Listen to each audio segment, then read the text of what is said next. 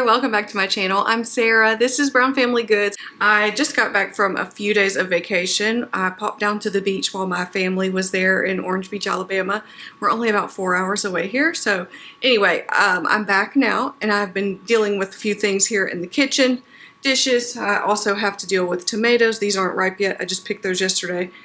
Baskets of eggs. I've got to get some groceries. Dishes, you know, all the things. Oh, I have some watermelon here to give to my chickens as I go out the door in just a minute. I was a little bit inspired while I was on vacation. My niece and I were talking about sourdough starter and she was asking about, you know, how's it going? And I said, it's honestly not going. It's been in the fridge for about 3 months.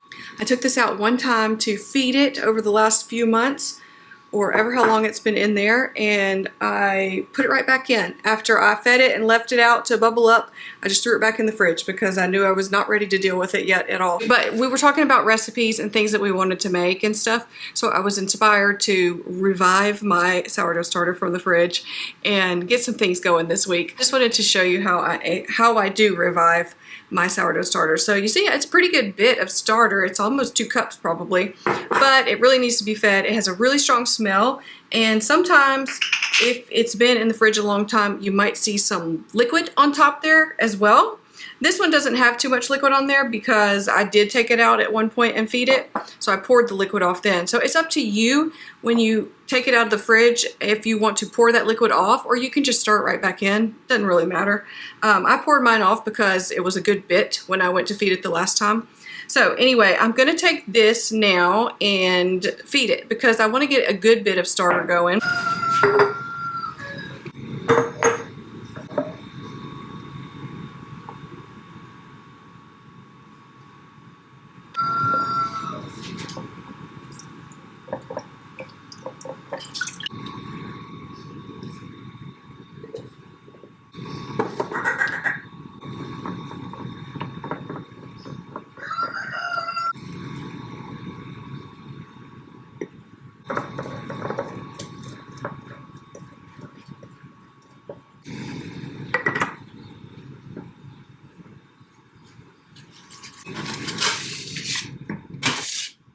Alexa, welcome back. It is the next day after I took my starter out, fed it yesterday.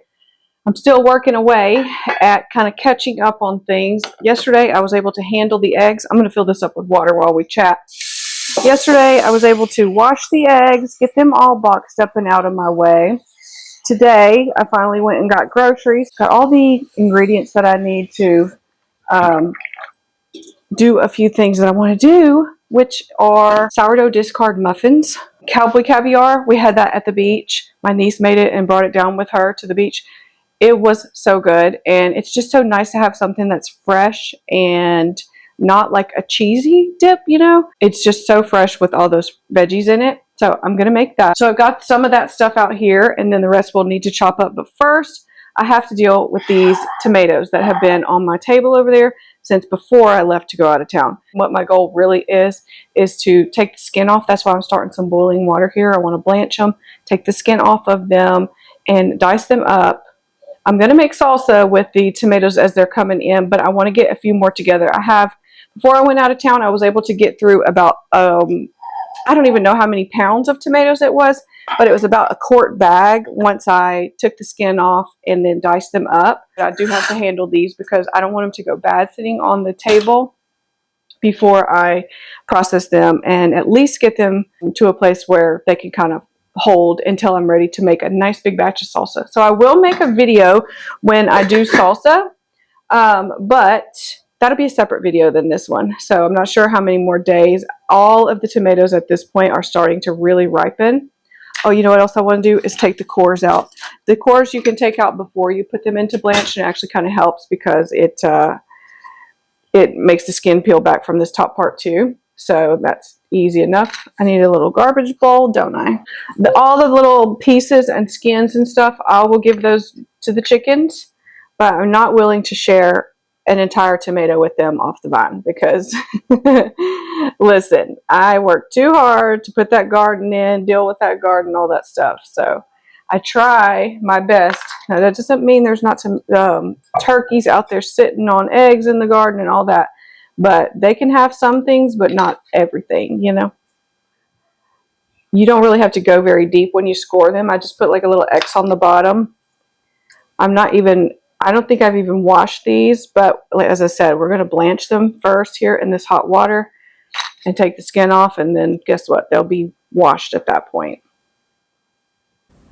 All right, so we're just going to get to work on these tomatoes. We've got to blanch them, take the skins off, remove the seeds, and chop them up a little bit so that I can put them into a freezer bag until I'm ready to make that salsa. So I'm just saving up until I get enough to do that. But for my tomatoes, I typically pull them off the vine when they just barely start to blush. So when I see them start to turn from green to red, I take them off at that point and I'll bring them inside to ripen on the table. That is simply because I have chickens that get in the garden or turkeys that get in the garden, and when they notice something that is red, they will peck it. So I don't want it to get pecked and or half eaten while it's out there ripening on the vine. They ripen as soon as they start to turn, they will continue to turn, so you don't have to worry about it like not ripening anymore. It just takes a few days sitting on the tabletop for it to continue to ripen fully. And then you can go ahead and process them in whatever way you want to. So it's just a little bit of insurance for me to know that I've got the tomatoes inside. They're not going to get damaged by anything out there as they continue to ripen for a few days. So just working through this little pile that I have here, and I still had more on my tabletop over there to do in a few days that were not fully ripened yet. So the seeds and skin, the skins come off very easily as if you put them into some simmering water like I do here. Now you can plunge them into an ice bath if you want to. I don't really find the need for that because I don't mind touching the hot tomatoes. My son has always said, like, how do you touch that? That is so hot. But it's like you get to a point in your cooking life that hot things don't really bother you that much somehow. So I just put them onto a plate and they continue to they stay a little bit hot there, and the seeds and the skins just peel back a little bit more even. So I just work my way through removing the skin and everything. If they have a bad spot on them, I just cut the bad spot out before I dice them up. I also am going to remove a good bit of the seeds. I'm not over the top about taking out every bit of the seeds, but I do remove some because the first few years, or maybe the first year that I grew a garden and I processed my own tomatoes and all of that, I was pretty lazy about the way that I did it, and I just didn't really care that it had skins on it. Well, when it comes time to eat whatever you have made that it has skins on it, then you start to care. Because it really is better if you take the time to remove the tomato skins. You don't want to eat all that skin in your final product, basically.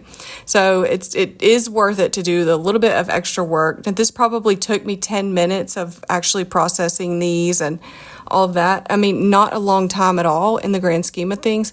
And then I can throw them into the freezer, and they stay there at the peak of freshness, at the peak of ripeness, until I'm ready to make them into whatever I want to make them into. This year, all that I really need to restock my shelf with is salsa.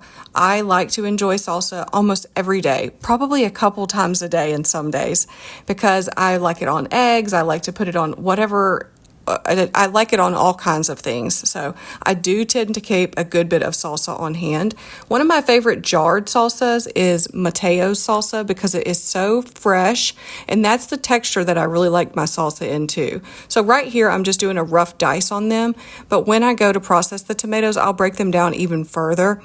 And this just gets you to a place where they will hold in the freezer for another week or so until whatever time you're ready to actually make whatever recipe. So when I go to store them after I have peeled them and diced them up, remove the seeds, I just put them into a freezer bag. I label the bag with how many cups of tomatoes that I have on hand in that bag. So it's just easier for me to see, what place I'm starting at with that amount of tomatoes. I just lay it nice and flat in the freezer, and it will wait for me at that point.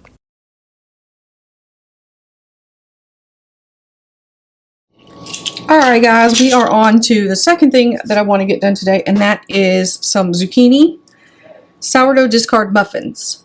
So this was a zucchini bread recipe that I found online. It actually was a vegan recipe. I'm going to put a couple of small eggs into mine just because I think that it will be fine. So first it starts with a banana.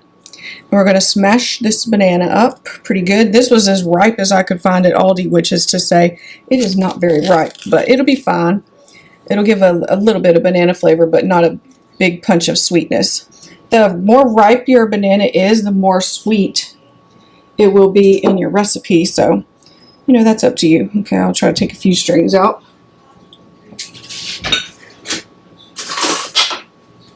I'll just get a fork to smash it. Oh, I need to drain my zucchini too.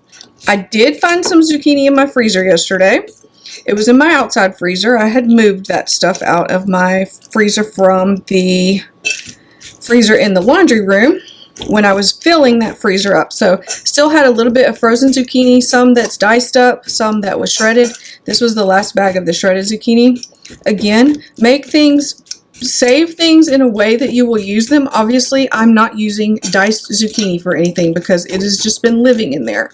So I thought I would put diced zucchini into, like, I don't know, roasted things, soups, stuff like that. No, I haven't done that. So next year, or the next time, honestly, that I grow zucchini, I will not do it that way. Before I do anything else, so that I can use the same strainer, I'm going to just sift through my dry ingredients, and then I can use this strainer to drain my bag of zucchini. Now, I had in here 2 cups of shredded, but obviously it really shrivels down once you freeze it and everything. So I'm not exactly sure how much that is. It's 8 ounces is what I wrote on there. That should be plenty for this recipe. What is I didn't even put the zucchini. I didn't even jot that down, but I'm going to use whatever's in that bag and it'll be fine too. Okay, so flour, I need 1 1/4 cups. This is a 1/2 cup measure. And I just like to sift it so that I can sift the spices in with it, because this recipe calls for a few spices like cinnamon and nutmeg and stuff. And then I'll just do half of one of these. 1 1/4. So there's that. I need a little bit of salt. Only one of the little prongs is there on this thing. Oh, okay. We'll do baking soda first. It only calls for soda. 1 teaspoon.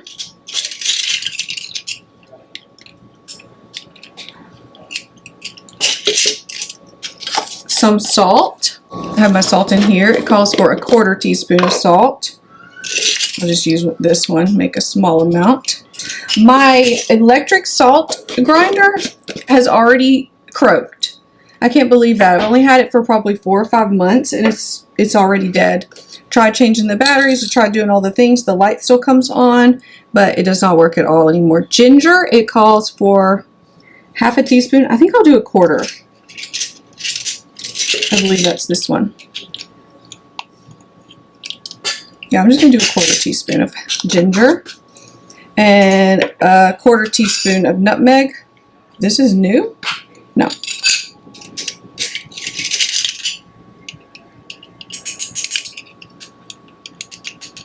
And this helps also if your spices are a little clumpy like mine. Some spices like to clumpy more than others.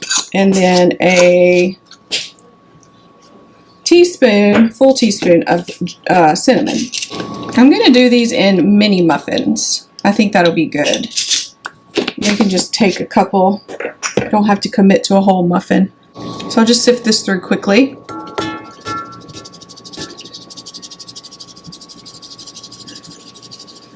And then here you can see we have some clumpies of spices.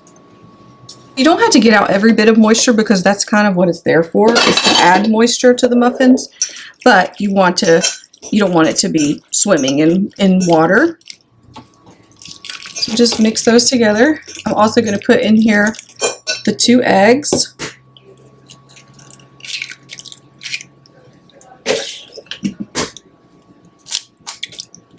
Three-quarters of a cup of sugar. A 1/4 cup measure in here. Ooh, my brown sugar is hard. Oh, I hate when that happens. Okay. Come out. That's better. Definitely want to mix all this together first to start that brown sugar dissolving, since it's a little clumpy. Into here also goes some oil. it gets 1/3 of a cup of oil. So this is avocado oil that I'm using, but you can use any neutral oil.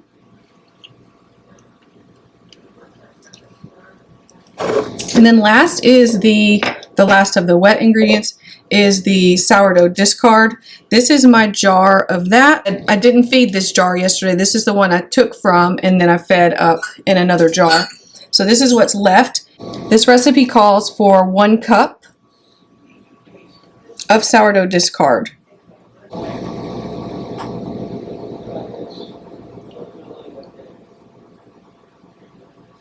I'm going to have to get my spatula to get this out. It's almost exactly what I had left in there. That's why I chose this recipe. So that I could use this up. Come back.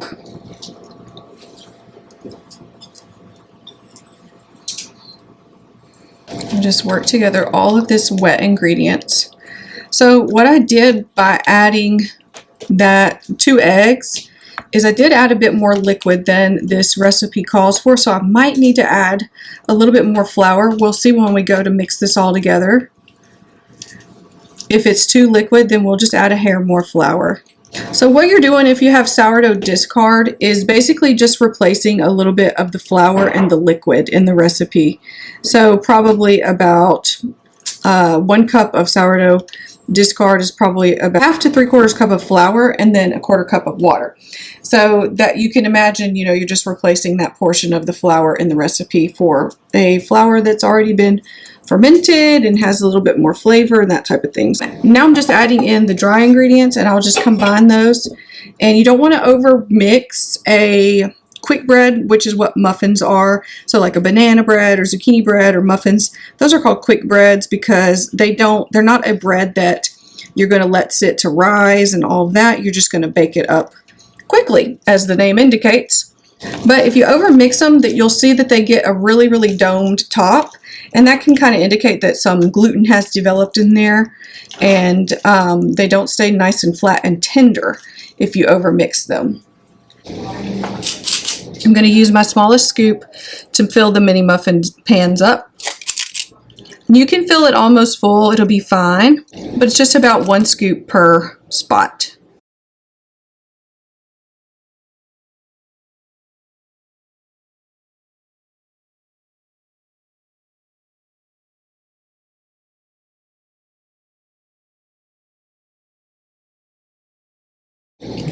All right, there's the first pan done. I'm going to go ahead and pop it in the oven. I think with the rest of the batter, I'm going to do maybe 2 small loaves in this 4-loaf pan.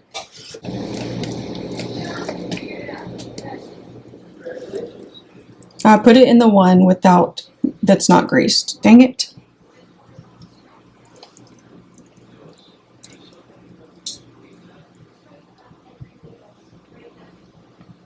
So we're gonna stay the course. I'm gonna put it in there. It'll be fine.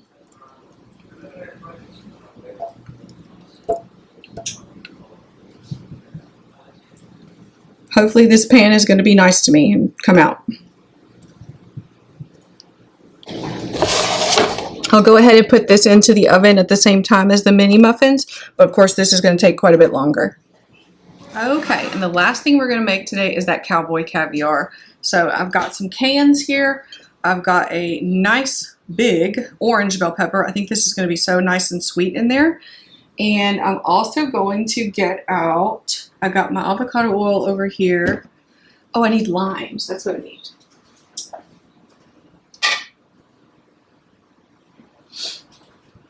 A few limes. I'm not sure exactly how many it will take. There goes the timer for the muffins. They're not quite done yet. Yeah, a little more time for those just to let the tops get nice and brown. So the first thing I need to do for the Cowboy Caviar is drain all of this. And I've got myself a colander out in here. Some of these I need to open with the can opener. First one I'm going to start with is the black beans because I don't want the color from the black beans to get on everything else. So I'll drain them first and wash them.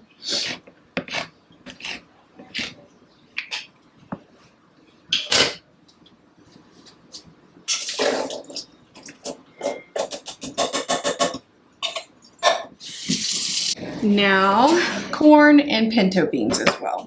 Pinto beans just has a nice full top. How civilized.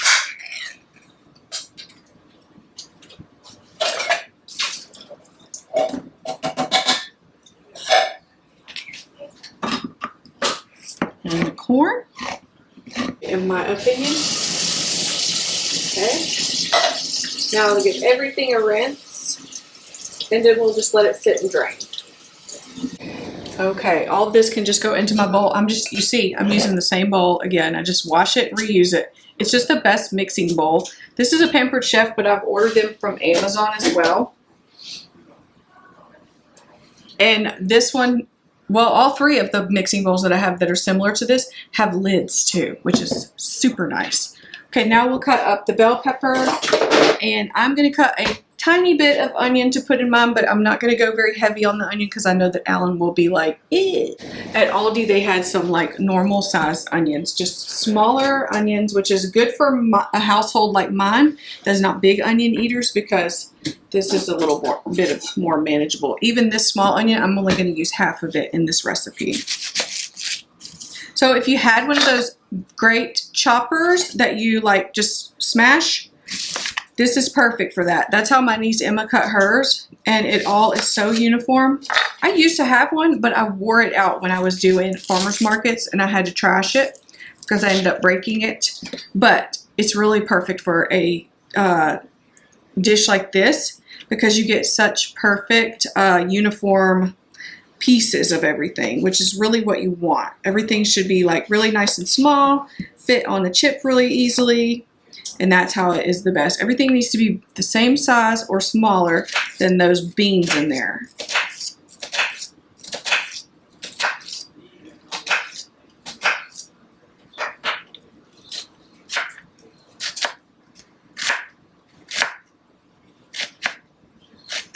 A red onion is great in this too. They had bags of red onions at Aldi, but I really didn't want to commit to a whole bag of red onions because I just don't use them that frequently. I typically use a white onion in dishes that I make. So I said, that's fine, I'll just put white. I'm just gonna go back over this and get the onion really fine.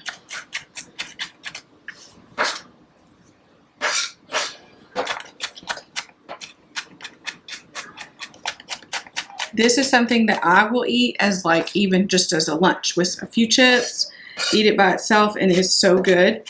It's just a great summer staple because it gets better the longer it sits in the refrigerator.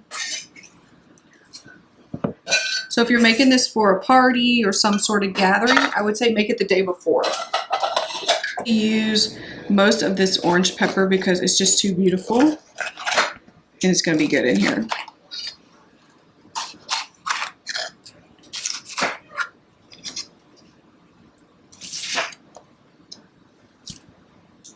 A little bad spot. Maybe I won't use that bottom. There's two bad spots on it.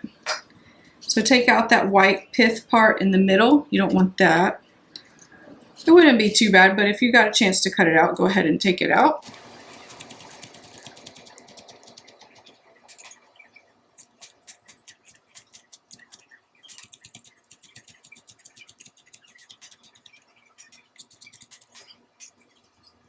If you had smaller peppers, you could do one red and one yellow or whatever colors you like. If you like green bell pepper, you certainly could use it in here too. I don't really care for eating green bell pepper by itself. I don't mind it so much cooked into things, but I just don't love the flavor of it by itself.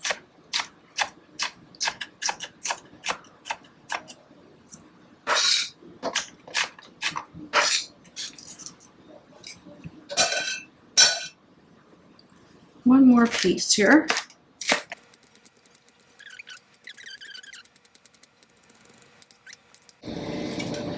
Okay, let's check these little muffins again because I can smell them. All right, these look perfect to me. So I'm gonna go ahead and take these out. They're not super browned on top, but that's okay. I don't want to overbake them. And I want to make sure they come out. So I'm gonna go ahead and pull them and turn them like this in the pan so I can make sure that they release. Silicone pan, you don't usually have a whole ton of trouble with sticking, but these are coming up easily, so I'll go ahead and pull them.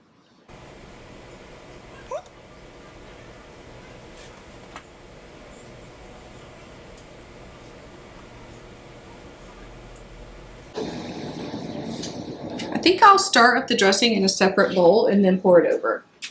There we go.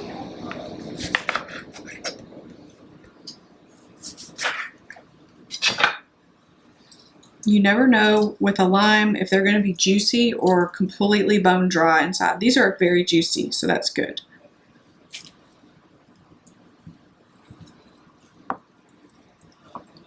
Need about 3 tablespoons of lime juice, about half a teaspoon of salt,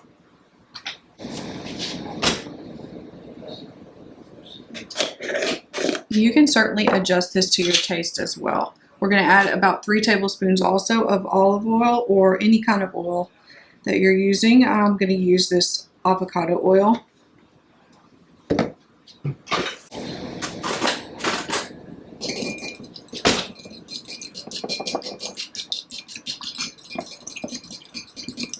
Then we're going to add in a little bit of cumin and chili powder.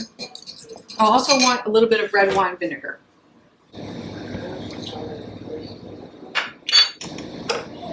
Cumin and chili powder, about half a teaspoon of each.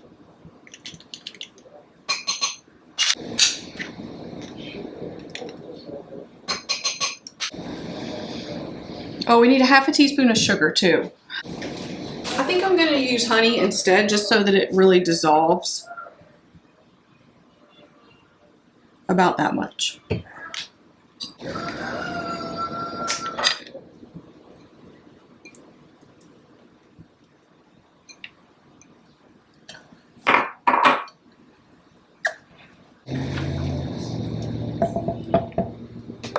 Tell me that doesn't look so good.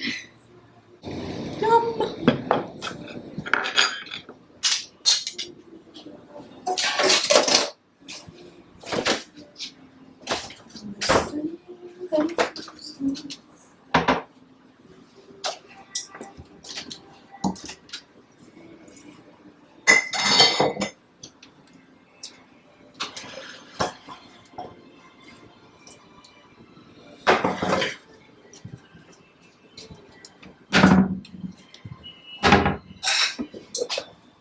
Okay, so I'm just going to pop it into, and again, if you're going to make this, leave it to sit at least a few hours or several hours, even better for the next day.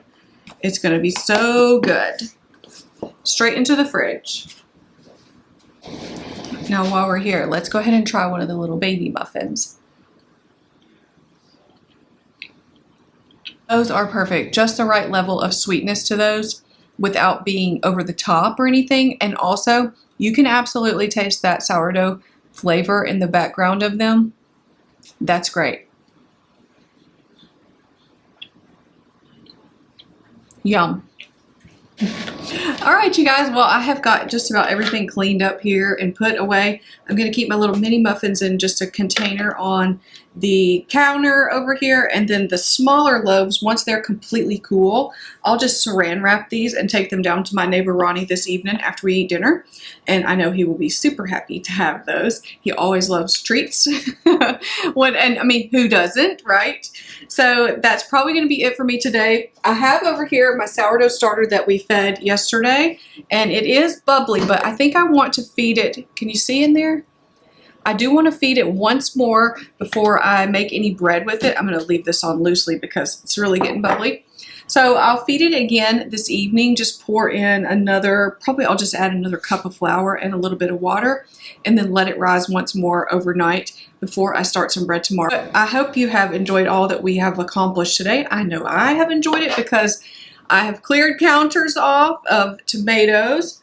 And I know that my chickens are going to enjoy those tomato bits that they're going to get. So it's about time for me to get going on feeding all the animals, the chickens and turkeys and all them, and then the dogs too. So I'll wrap it up for the day here. But anyway, I hope you have enjoyed today's video. If you haven't done so yet, I hope you will like the video and subscribe to my channel. That way you get to see my next videos as soon as they come out. So anyway, thanks so much for being here, and I will see you back here again real soon.